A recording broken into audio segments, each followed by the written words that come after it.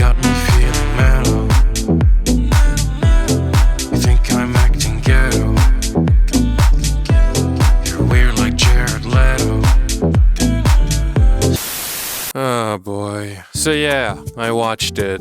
I watched The Thing. Getting through it was a bit of a chore if I'm being honest, but I finally watched HBO's latest train wreck, The Idol. The show that lit the internet on fire with a whole lot of stupid. I'm gonna be honest, as I was watching it, I wasn't sure if I was gonna end up making a video about this show because YouTube can be quite ruthless with certain topics, and given the nature of this show, I was pretty sure I wouldn't be able to talk about it. But then I thought, maybe if I sing it. Now, I know I'm a little late to the party. Everyone has already made videos about the show. I haven't seen any of them yet because I wanted to finish it for myself. But even on TikTok and Instagram, it's been crazy. It's been hard to avoid, and I'm super late to the discourse. But you know what? I don't care. I'm a gangster. I don't follow rules. Now, okay, I'm pretty sure everybody knows about the weird history of this show, but for the few that might have missed it, let's do a quick recap. The Idol is the latest TV series by Sam Levinson, the showrunner of a hit series I already talked about on this channel, Euphoria. But the thing is, Sam wasn't supposed to make The Idol. That wasn't the plan. He kinda hijacked it from another filmmaker named Amy Seimetz, who, fun fact, played Becky Ives in Stranger Things. Yeah, that's her. See, originally, The Idol was conceptualized by Abel Tesfaye, who most people know as The Weeknd. He got the project up and running with HBO in early 2021. They wanted a 6-episode season for the show, and with pre-production rolling around, Amy Seimetz signed on as director, executive producer, and showrunner. And boom, very quickly, The Idol was officially happening. The show was supposed to be about a female musician and superstar navigating the very creepy world of Hollywood, and the whole thing was meant to be a brutally honest look at the way young women get manipulated, abused, and generally taken advantage of in this industry. The Idol was designed to be a sharp commentary on the creepy practices of this field, and Amy Seimetz, a woman who has been in this industry for a hot minute, was a great candidate to take on a story with such themes, and it looked like she was going to do that with a clever satirical approach to the story. So HBO greenlit the whole thing, and they started casting the show. Lily Rose Depp signed on to play the main character, the titular Idol, and she was soon joined by an insanely interesting and talented group of actors. Melanie Bird from This Is Us, Tunde Adebimpe, a lesser-known but incredibly gifted actor from Night Shift, a brilliant short film produced by Viola Davis. It's easily one of the greatest short films I've ever seen, by the way. Watch it if you haven't. Maya Eshett from Teen Wolf, Elizabeth Berkley from Saved by the Bell and Showgirls, and the late Anne Heche, who most people probably know as the voice of Su-Yin Bei-Fong from Legend of Korra. The cast was stacked, and with everyone ready to go, production on The Idol officially began in November 2021. And right now, if you've seen the show, you're probably very confused with everything I just said, because you probably noticed that every single actor I just mentioned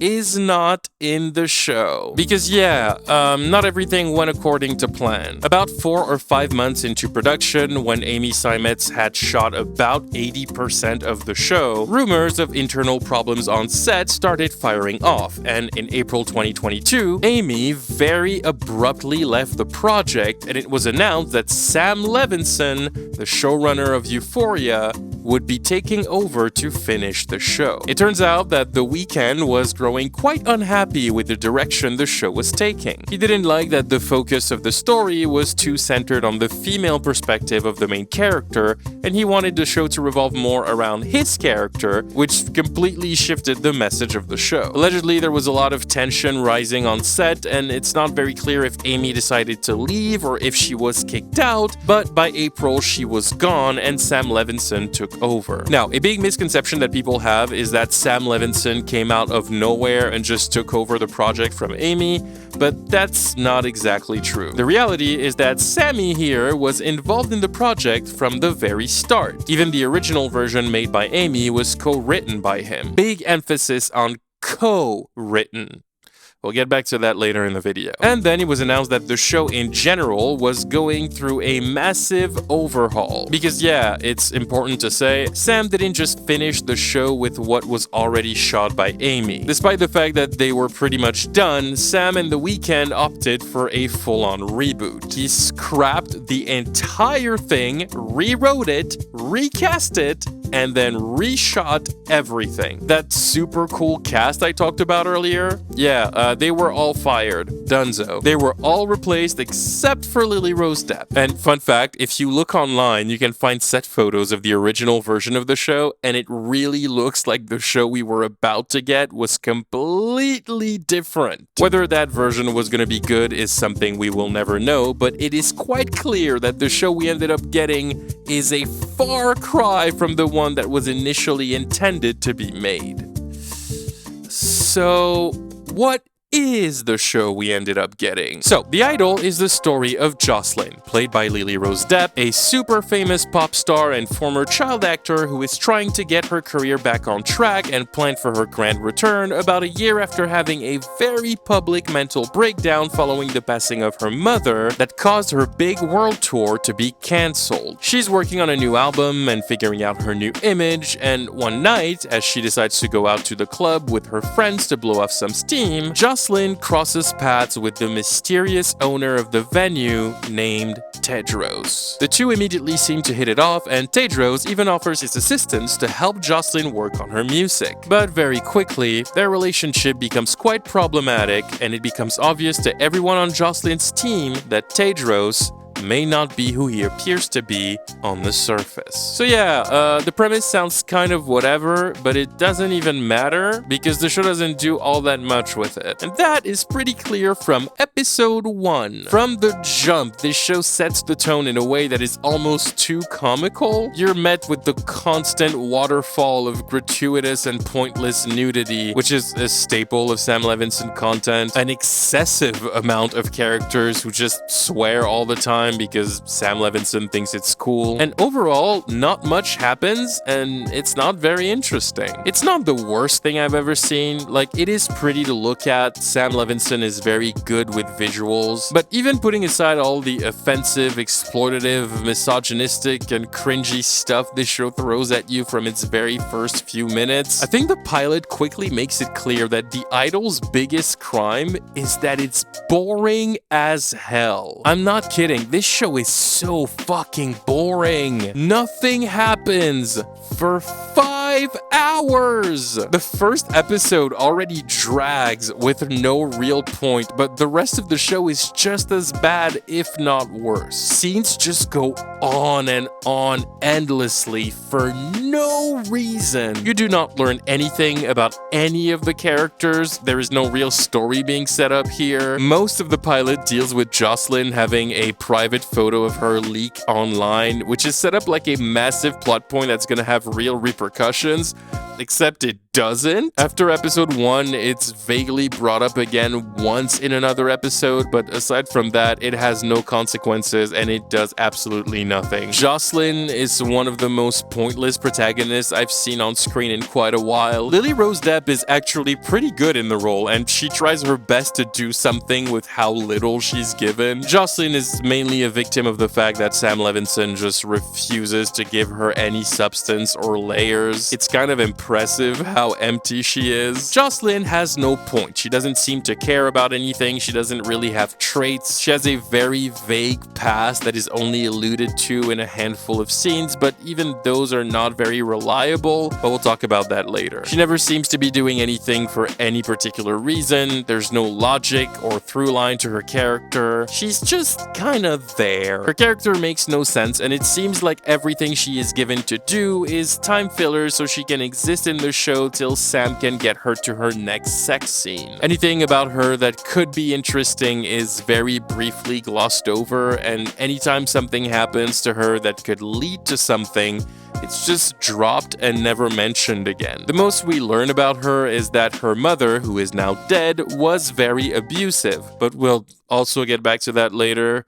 because oh boy. Basically, it's the perfect example of Sam Levinson storytelling. The Idol is a show that spends its entire time introducing themes for the story or the characters, only to then never explore any of them. Most of the time, these interesting ideas are only brought up in one scene, and then the show immediately moves on. It's so dumb, and it's like that for every character, by the way. All of them are either completely pointless or...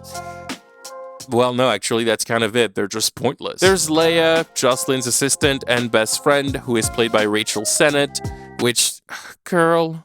why? You're so cool. You're so talented. What are you doing here? This character is useless. We never find out anything about her. She spends the entire show getting bullied until she decides to leave, and nobody even notices when she does. Haim is one of Jocelyn's managers. He's played by Hank Azaria, who is mostly known for playing David in Friends, and also for voicing pretty much everyone in The Simpsons. His character is incredibly charismatic and he swears a lot, and that's about it. He barely gets any writing, he has no arc, and the whole character entirely relies on Hank Azaria being naturally charismatic. Same goes for Destiny, Jocelyn's other manager, played by Devine, a pointless character that frankly has nothing to do in this show, but I'll take it anyway because her presence in scenes provides you with the only few moments where this show has a hint of personality. And again, that's entirely due to Devine being naturally charismatic. She is really good in this role. Troye Sivan plays Xander. That's it. There's literally nothing to say about him, and aside from Jocelyn, he's easily the most inconsistent character in this entire show. Oh, and Jenny Kim from Blackpink is here too, I guess. She's fine. Her character is so useless, it's fucking funny. She plays a dancer named Diane who's supposed to be set up as a potential rival to Jocelyn, except the entirety of her storyline where she is being set up as that rival happens off screen, and the couple of times we get to see her, she doesn't interact with Jocelyn at all. And then those plans that the record label had to replace Jocelyn with her are just dropped in the most anticlimactic way, which essentially renders her entire storyline a giant waste of time. She then walks into an elevator and, no joke, you never see her again. Like, why was she here? What was the point of this character? There are more. There is a lot of characters in this show, way too many. Most of them are not even worth mentioning, despite the excessive amount of screen time they get. To be completely honest, if you take out most of these characters from the show, nothing will change. The events of the show will be able to play out the exact same way. Because nobody matters, none of them have an impact, and the plot doesn't make enough sense for them to have any influence on its events. And sometimes people just show up in the show for no reason, and they take so much of the runtime to do literally nothing. Dan Levy shows up in the pilot, and he gets so much screen time that I actually believe he was one of the main characters of the show. He plays Jocelyn's publicist, and he is there the whole time, but then he just vanishes. Literally, it's only at the end of the show that I realized you never see him again after the pilot. He just disappears from the story and he's never mentioned again. Anyways, you're kind of getting what the vibe is here. This show just makes no sense. I've never seen a show that has such an insane amount of characters, but not a single one of them has a reason to be here. And that's including the protagonists. The absolutely hilarious thing to me, though, has been the cast's reactions to the overwhelmingly negative response to the show. I'm sorry, it's kind of funny watching them try to defend this train wreck. There's Jane Addams, who plays a record label executive on Jocelyn's team. She was super salty about those reactions, and she decided to clap back at the women who denounced the show's alleged toxic set and exploitative nudity by telling feminists to go fuck themselves. I'm not paraphrasing, by the way, she actually said that. Lily Rose Depp has very clumsily been trying to save face on behalf of the show since even before it came out, and poor soul, it's not her fault, but A for effort. She said in an interview recently that she expected the show to be polarizing, claiming that, quote, all the best art is polarizing. And, no.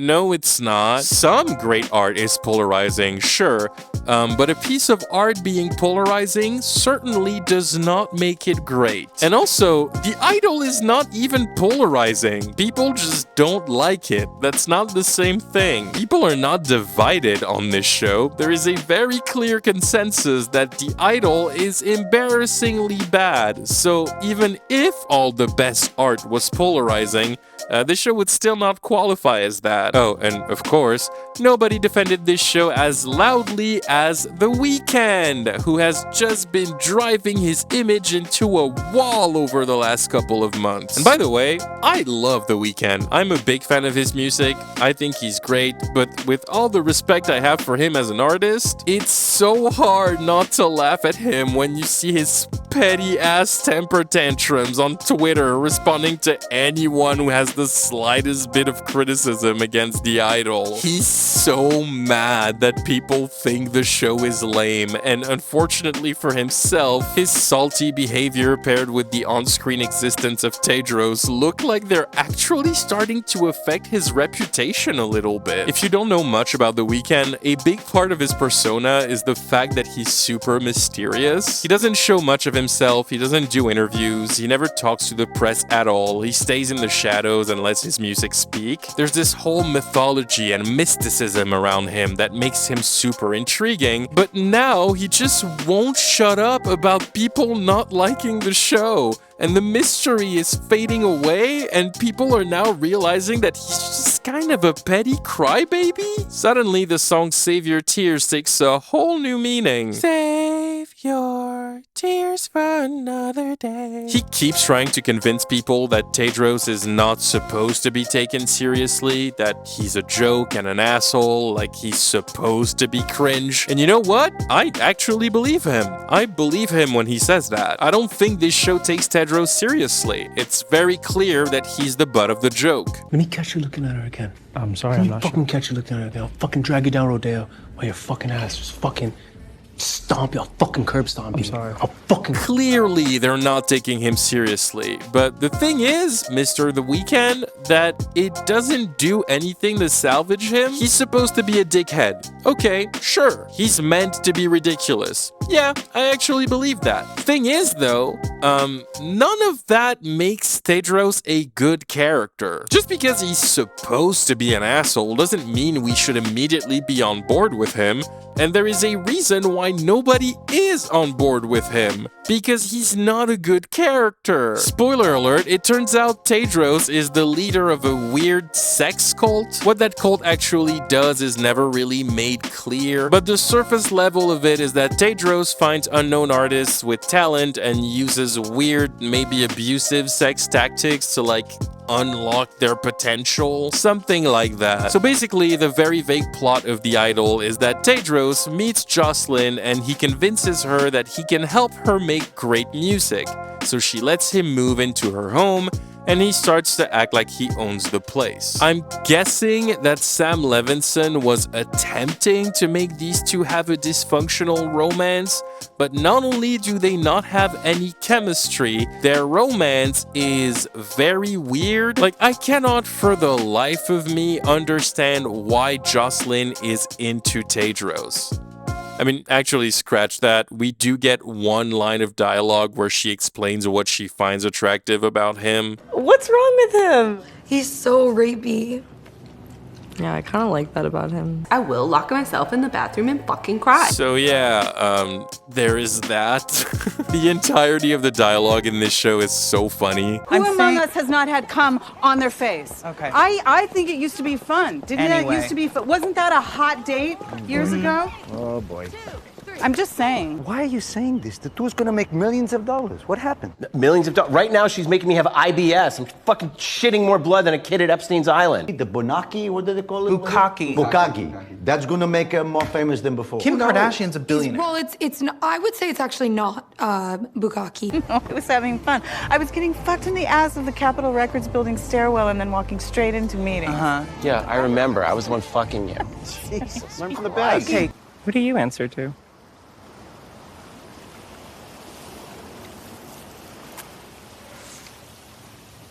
God. You really thought you did something there, huh? I'm sure he wrote this line and then looked at himself in the mirror like, you're a goddamn genius, Sam. You're so deep and intelligent. And look, it's not like The Idol doesn't have anything going for itself. Again, the show looks gorgeous. Sam Levinson is very, very good with visuals. This whole show was shot on film. The colors are popping, it's vibrant, there are some genuinely amazing shots, and the cast is really good. The performances are fucking great, there's no way around it. Lily Rose Depp is honestly so good as Jocelyn. She's giving this empty-ass character a performance she does not deserve. She's really bringing her A-game in every single scene she's in, and she has some very intense sequences where she has to bring out a lot of emotion, and she's super convincing every single time. Hank Azaria is awesome as Haim, Devine is awesome as Destiny, even Troye Sivan fucking kills it as Xander. He has one particular scene that is completely ridiculous, but he acts the shit out of it and he's really good. And a lot of people have been clowning on The Weeknd's acting. I thought he was fine. He's definitely not great, and he definitely did not bring the charisma Tedros needed as a character, and there are some awkward moments here and there, but he also wasn't as atrocious as some people made him out to be. I've seen way worse acting. If anything, he was just aggressively average. But yeah, the show has some elements here that are good, and it is full of ideas that could be great if they hadn't been handled by Sam Levinson and The Weeknd. Because despite the gorgeous visuals and the amazing performances, the writing is 100% what ruins the show. Like I said, this show does not have a point, this show has nothing to say, but it acts like it does, and that's the reason why I find it so frustrating. It's using all of this abuse and obscene imagery, pretending to be coming with a message, but then it just doesn't have a message to vehicle. It's just an endless pool of gratuitous imagery because Sam Levinson is an edgelord and he just thinks it's cool. It's just there to be there. It's a bunch of non-plot scenes clumsily trying to form a thread so we can jump from sex scene to sex scene. Look, here's a photo of Lily Rose Depp with cum on her face. Here's an excessively long sequence of The Weeknd going down on her in a car. Hey, look, now they're fucking in a changing room in a store. Hey, also, let's do this thing more than once where we just interrupt the plot to randomly throw scenes of Lily Rose Depp masturbating while choking herself. What? Yeah, no, it doesn't have anything to do with the story, but it's cool. Every moment lingers for no reason. Like, scenes in The Idol just go on forever. There's no character development, everything is only happening for the sake of shock value, and again, controversy aside, the show is just fucking boring. The Idol is a show about nothing, where nothing happens, and then people have sex occasionally. There's no plot progression, no rising tension, no character development. All of it is just a sad excuse for Sam Levinson to do softcore porn because deep down he's a 13-year-old edgelord who just wants to see boobs. And this is where we have to talk about Sam Levinson, who is definitely the real antagonist of this show, by the way. I've heard people refer to Sam as the most overrated man in Hollywood, and no, he's not. Newsflash, you can't be overrated if nobody likes you. And Sam knows people don't like him. He's very aware of that because he constantly uses his shows and his movies as a way to complain about the fact that people don't like him. Malcolm and Marie is pretty much just Sam Levinson being a crybaby and thinking it's unfair that critics don't like his shit. But at the same time, he kinda likes it. Like, okay, let me explain. See, the thing with Sam Levinson is, his head is very, very far up his own ass. He made the first season of Euphoria, it was successful, and now he actually deluded himself into believing he is a living legend and a genius, even though literally everything else he's ever made sucked ass. The reason why he loves the controversy around his work is because he thinks he's a fucking mastermind. He 100% believes he's the fucking best. He himself refers to The Idol as revolutionary. He genuinely thinks it's brilliant. When The Idol premiered at a festival and all those articles started to come out about the production troubles of the show, the one thing he had to say about all the criticism was, when my wife read me the article, I looked at her and I just said, I think we're about to have the biggest show of the summer.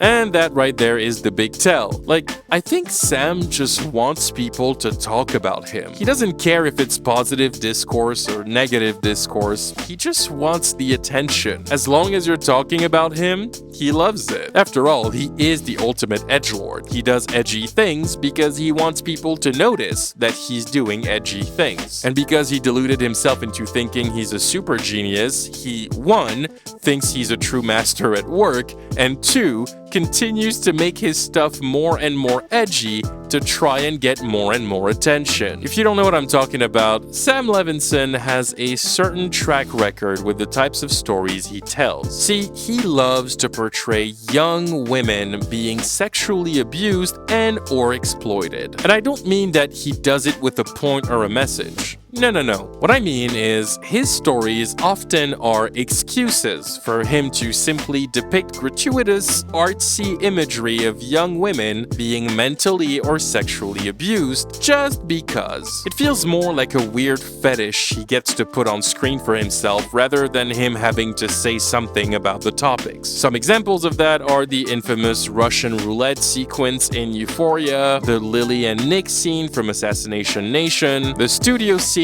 from The Idol, or even the hairbrush scene, where Tedros spends an entire night repeatedly beating Jocelyn with a hairbrush because her mother used to do the same thing, and they think that if he makes her experience that again, it'll inspire her to make good music. I wish I was lying, but that's a real sequence. And of course, there is one little moment from the pilot of The Idol where he kind of explains it out loud through the mouth of one of his characters. Are we romanticizing mental illness? Absolutely. Mental illness is sexy. No, it's not. Yeah. If you live in Sioux City, Iowa, you are never going to meet a girl like Jocelyn. She didn't go to your high school, she doesn't work at the bar or the diner, and she did not marry your best friend. And if on the off chance she did, she is still never, ever going to fuck you unless she has some very, very serious mental problems. And that right there is why mental illness is sexy. Yup. Given how his shows usually are, I am convinced that this scene is literally just Sam Levinson telling his audience why he writes female characters the way he does. Whether it's Jocelyn in The Idol, Marie in Malcolm and Marie, literally any female character in Euphoria, the depiction of young women in brutal emotional distress as a result of abuse or mental health issues is almost like a kink to him. He doesn't repeatedly show it in every single one of his projects to drive a point across. I think he does it because he just thinks it's hot. He just finds it really cool. Naked, crying, abused young women in distress. That's his type. And if I'm being honest, The Idol is where he starts pushing the limits of it in a way that gets a little worrying. And that is where we need to talk about Chloe. Chloe is by far the character that freaked me out the most in the entire show. I fucking hate characters like her. Her whole thing, the entire time she's there, is just acting like a child. From Destiny. Oh my god! Alright. Destiny is my favorite name.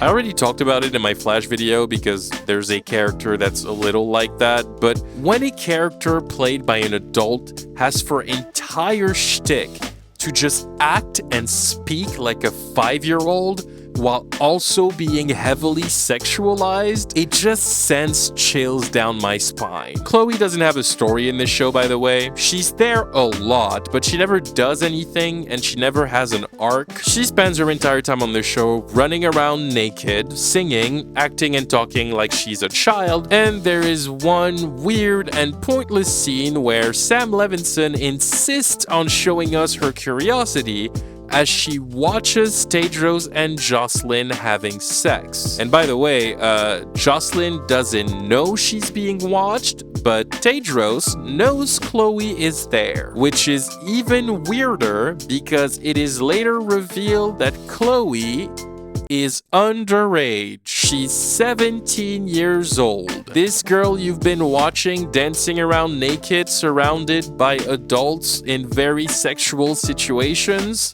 Yeah, she's a teenager who is very specifically written to act like a toddler while being hypersexualized. Oh, cool, cool, no doubt. And later, towards the end of the show, you see her sing one more time, and then you just never see her again. And so I will just ask, why? Why did this character need to be here? What's your reasoning? She has no reason to exist in this show. Anyways, like I said, this show doesn't really have a coherent story, and it constantly introduces themes and ideas that are then immediately dropped until the most ridiculous finale I've seen in a while. So before we get into that, here's a list of plot points from The Idol that make no sense, went nowhere, or were never explained. What happened to the intimacy coordinator from the pilot, and why were there no consequences for the way he was treated or for Jocelyn's complete breach of contract? You'd think that would be a big problem, especially given Jocelyn's current situation. What was the point of the leaked photo? Who leaked it, and why is it not a problem past the first half of the pilot? What was the deal with the music video shoot? It literally took an entire episode, and it leads to nothing. Why does Diane exist? Why was Tedros trying to convince Xander to sing again, only to then torture him and shutting him down, only to then try and convince him to sing again? What was the point of the dinner scene? It didn't line up with any of the values the characters actually have, and none of the themes brought up in the conversation are then moved into the plot, so why? Why did Haim and Destiny allow Tedros to live with Jocelyn for as long as he did? Haim shows at the end of the show that he had the means to get him out of the picture fairly easily, so why did he allow for all this shit to happen in the first place? What was the point of Chloe? Why did we spend an entire scene explaining the never say no values of Tedros' cult, only to never have them impact the plot, showcase them in practice, or even mentioning them again? What actually is Tedros' cult, and what comes out of getting a record deal with him? Why did Xander stay to work for Joss if he hated her and her mom this entire time and blamed them for ruining his dream career? What was the deal with the portrait of Prince that kept appearing? What did Leia try to tell Jocelyn before being interrupted because of the tour? And why was Mike Dean such a big plot point in this show? Was he here literally just because he's friends with The Weeknd in real life? And you got Mike Dean coming here? Well, then what the fuck are you wasting time talking to me? Get to work. Those are all the plot points that make no sense in the show, and if you've seen the show, you probably noticed that it's literally every plot point in the show. Nothing makes sense. And then, out of this big giant pool of nothingness, we get the big twist. The finale of The Idol is a mess. Are you surprised? Did you not see that one coming? Like, the entire show is a mess, but the finale just takes the cake. This episode is so incoherent and weird, it's honestly impressive that it was allowed to air in that state. Apparently, The Idol was initially supposed to be 6 episodes long, but when the whole shakeup happened behind the scenes and Sam Levinson took over, there was allegedly a lot of disagreements happening, and the show was then reduced by HBO to 5 episodes. And I have a feeling they had to cut a lot of stuff out to fit into one episode. You can kinda tell. The finale feels like it's missing a bunch of scenes. Like, they had to edit around so many story points because it is just so chaotic for no reason. There is a very weird scene towards the end that is just an excessively long exposition dump after you get a very abrupt 6 weeks later title card, which feels like they had to put that in there because they just had to delete a bunch of shit. Like, they had to edit around so many story points because it is just so chaotic for no reason. Most of the episode has actually nothing to do with what the story was doing so far for the characters. The first half of the finale is just a very long living room concert where Jocelyn shows her lineup for her tour to her managers and the execs backing her team. It's very, very, very long and very boring. It drags for such an insane amount of time, and most of the songs these people are performing are mid as hell. It's so tedious, and it all leads to absolutely nothing. You know how usually the finale of a show is the point where all the different storylines from the season finally come together to create a satisfying climax? Yeah, well, Sam Levinson is way too much of a genius for that. So instead, the finale of The Idol is the point where all the different storylines of the season finally come together to just disappear so that we can have a random twist that has absolutely nothing to do with anything you just watched. The twist of The Idol is so ridiculous and also funny because it literally doesn't mean anything. It makes no sense, and the more you think about the twist, the less it makes sense, and it just keeps getting worse. So, you've probably heard by now, but the big twist of The Idol, if we can even call it that, is that Jocelyn was the villain all along. Yes, you heard that right. This character that you watch being abused emotionally, physically, and sexually for the entirety of this show turns out to be the bad guy. You may ask, why? And I would answer, no reason, actually. This twist comes out of nowhere. It's quite literally character assassination. It completely transforms the character of Jocelyn in the flick of a switch, and suddenly, out of nowhere, she's now acting like a comic book villain. She becomes so evil for no reason, and it turns out everyone was a victim of her. But not about anything particular. She's just evil now. Just because. And there's no explanation or reasoning behind it. The twist is just that she was the bad guy and she manipulated everyone, whatever that means. And when you try to find an explanation for yourself to justify this twist even existing, you realize that the logic of the reveal is so broken that it makes the whole show even more incoherent than it already was. Because the ending essentially implies that everything that happened in the show was somehow planned by Jocelyn. All of this was really her doing, and she has been manipulating everybody from the start. She was the one manipulating Tedros, she manipulated Diane, she manipulated the label, everything. Jocelyn was pulling the strings from the very start, and the show ends with her showing her true colors as an aggressive, controlling, and abusive mastermind who treats everything and everyone around her as little puppets. Okay, here's my question. Why? Why did Joss do all of this? What's her motive? What is she going for? And also, why is the show trying to pretend like her quote-unquote plan was so meticulously executed? Like she actually did anything intelligent? You're not fooling anyone, Sam. You can admit you have no idea what your twist implicates. Because what?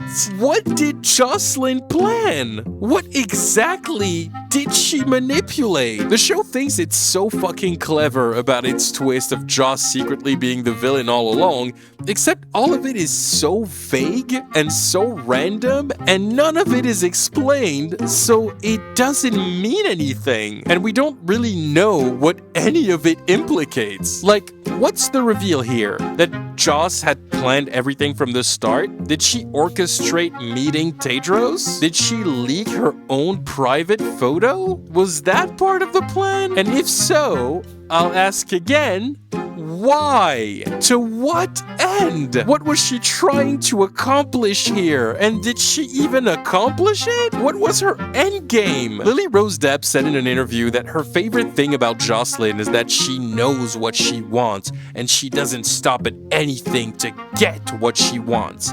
Which, okay, cool. But that doesn't mean anything if the audience never knows what it is that she wants. She has no motivations, no setup, no goals. She doesn't even have an arc. She's the main character of this show, and she doesn't have a story. The ending insinuates that Jocelyn lied about the entire story of her mom being abusive and beating her repeatedly with her hairbrush her entire life. It's a big plot point that comes back a lot throughout the show, and it's literally the one information we have about Jocelyn that defines her character to some degree. We never learn anything else about her. We have no sense of who she is as a person. The show tells us she had a mental breakdown a year ago and hasn't been the same since, but we never get a glimpse at who she was before. The one piece of information that makes Jocelyn a character is the effect her mom's abuse had on her life and on her creative process. But then, for the sake of a cheap twist, the show takes it away by insinuating that it was all a lie. It's supposed to be the big twist of the show, except it doesn't do anything? Okay, so she lied about her mom. I'll ask again. Why? It doesn't do anything to help her achieve anything in any capacity. Whether she lied or said the truth does not change anything about the events of the show or about her character's plotline. Somebody needs to tell Sam Levinson that a plot twist is supposed to have an impact. Whether it's an impact on the story or the characters or both, a plot twist is supposed to have an impact, and it's also supposed to have context. Deciding in the last 10 minutes of your show that Jocelyn was the secret villain this whole time doesn't fucking matter if it comes out of nowhere. It's not smart, it's not shocking, it's just stupid. There's no reason to it, there's no setup, there's no motive leading up to it that would justify that twist or make it surprising or impactful in any capacity. Sam thinks the twist is cool because we don't expect it. But it's not that we don't expect it because he tricked the audience with clever storytelling that muddied our perspective. We don't expect it because it comes out of nowhere and it makes no sense. This twist only puts into question every single part of the show that links to Jocelyn's actions. It completely breaks the very thin layer of logic this show has. If Jocelyn lied about her mom abusing her, why was she having this whole meltdown during the music video shoot? And why was she even having a creative block in the first place? The show heavily implies that her mom's abuse was the motivation behind her art, and now that she's dead,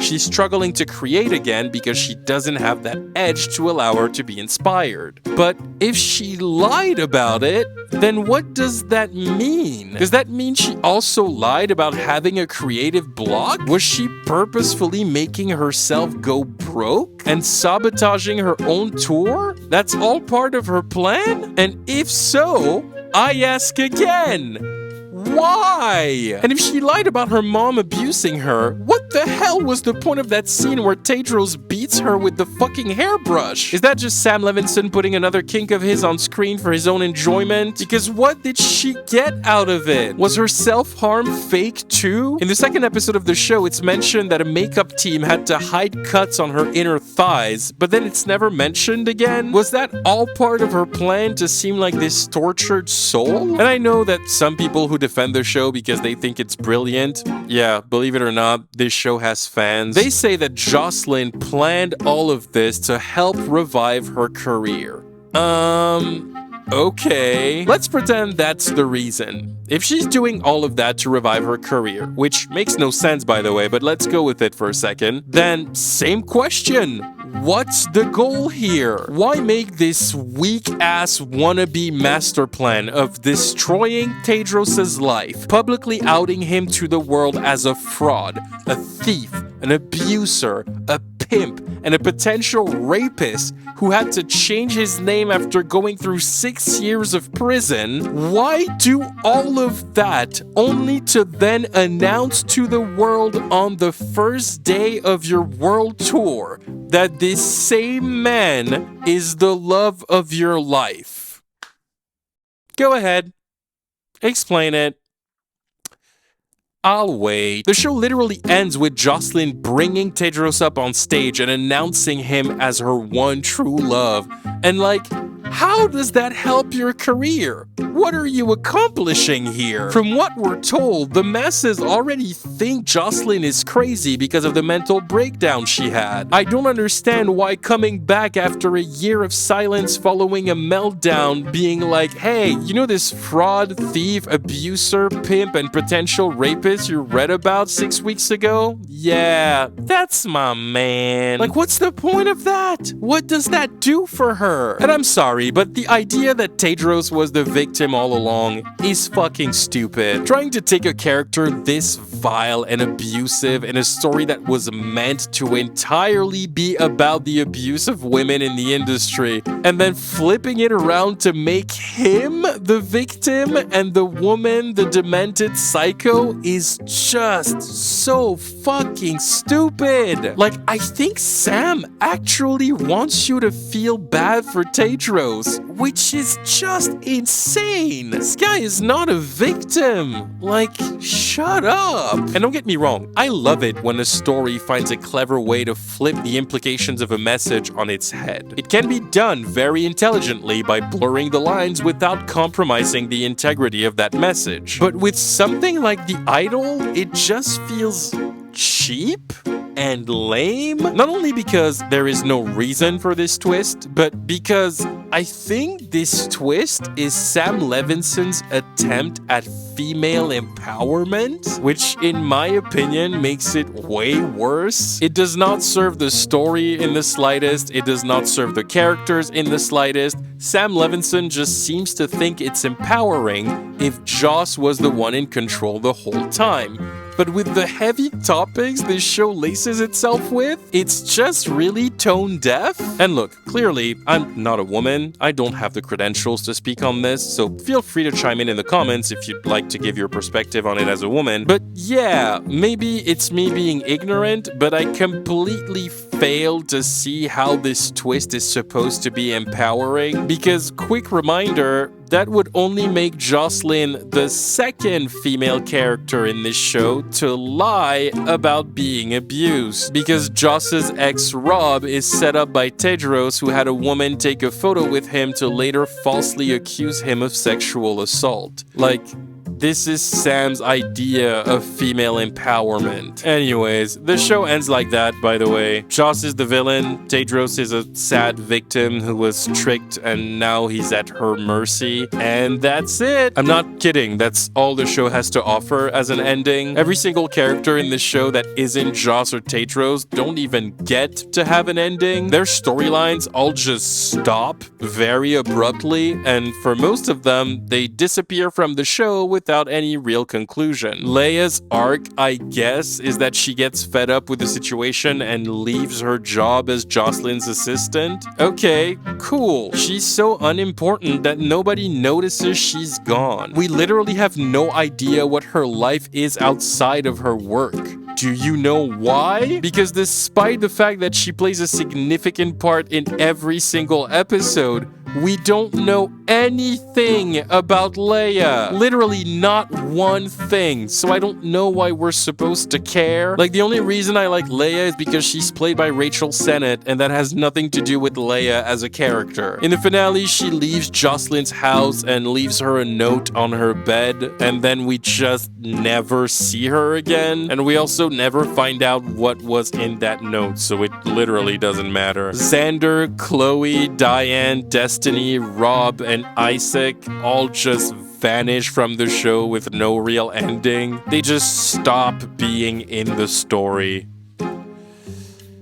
Oh my god. Look, long story short, The Idol is just such a boring attempt at being provocative. It thinks it's so smart, it thinks it's so cool and edgy. But call a spade, broski. This is just a softcore porn series. It's the vanity project of a pretentious man-child who somehow truly believes he's shaking the world by being controversial. He's basically the Jake Paul of filmmakers, and this weak-ass show is just a solidification of how empty his career is turning out to be. He made the first season of Euphoria. Good for him. That's his one true success story, and I think he's completely missing the point of why this season resonated with audiences. The success of Euphoria season 1 went to his head so fast and so hard that now I think he actually believes he's a visionary. Any criticism about his work is met with this cockiness, like the pushback is a signal that he's pushing boundaries that need to be pushed, and that the controversy means there is substance to his stories. Like, he perceives himself as a tragic artist who's misunderstood, but whose work is challenging the status quo. And bro, my guy, no, you're just a bad storyteller. Your stories have the same amount of substance as a sex fanfic written by a 13-year-old boy who wants to see boobs and act edgy. Like, your stories look like this. This is you.